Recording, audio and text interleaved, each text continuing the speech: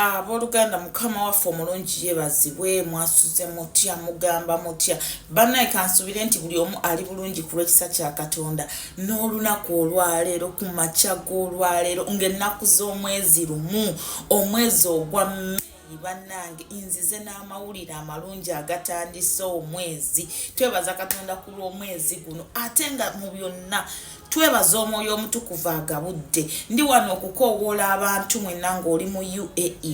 oli Dubai oli Abu Dhabi obadde okimanyi nti mu mwezi gwa Juni tugenda kubeera n'omusumba Pastor Jeje haleluya bannange bameka abali wano ng'oyagala omuwanguzi tawanika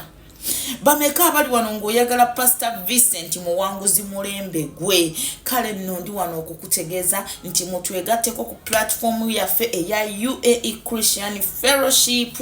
bannange mujje mutwegatteko tuteeketeeke ate na luno olukuŋŋaana nga bwe twakikola ku Pastor Tom Mugerwa ne Mami ne ku mulundi guno bannange mujje tukikole bannange bameka abali wano ng'oyagala okulabako ku program omuwanguzi tawanika mu UAE I know most of ekyo mukiyayanira kale nno mujje mutwegatteko tuteeketeeke Pastor Jeje agenda kubeera mu Dubai ng'ennaku z'omwezi okuva nga 15 mpaka nga 16 mwezi gugenda kuba gwa Juni ne Pastor Vincent muwanguzi mulembe gwe nga tugenda kubeera wali ku Swan Lake Events naye essaawa yonna bisobola okukyuka ne tufuna venue ennene mukama waffe omulungi yeebazibwe we are only calling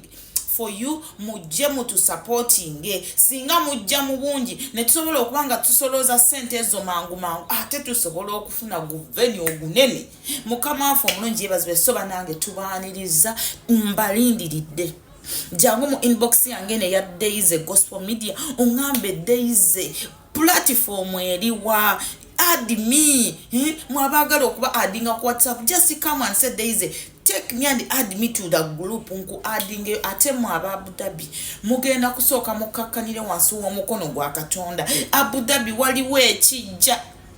gamba muno nti Abu Dhabi waliwo ekijja weekuumire ku Daisy Gospel Media to following ku UAE Christian Fellowship following Mami Donna following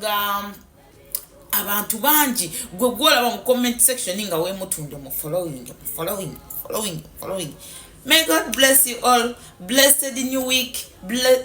Tuli mwezi mpya blessed new month mbagaliza omwezi omupya guno omwezi gugenda tuberere mwezi ogw'olubereberi omwezi ogw'okulaba obulungi bwa Katonda omwezi ogw'okukwata kwekyo Katonda kye yakusuubiza toggwamu maanyi toggwamu ssuubi kkiriza Katonda okukkiriza kwo kwe kugenda okuwanguza mu guno omwezi omupya tegagenda kubeera maanyi go amaanyi gaffe tegasobola naye okukkiriza kwo kwe kugenda okukola ki okukuyisaawo wootasobola kuyita mu mwezi guno. May God bless you all.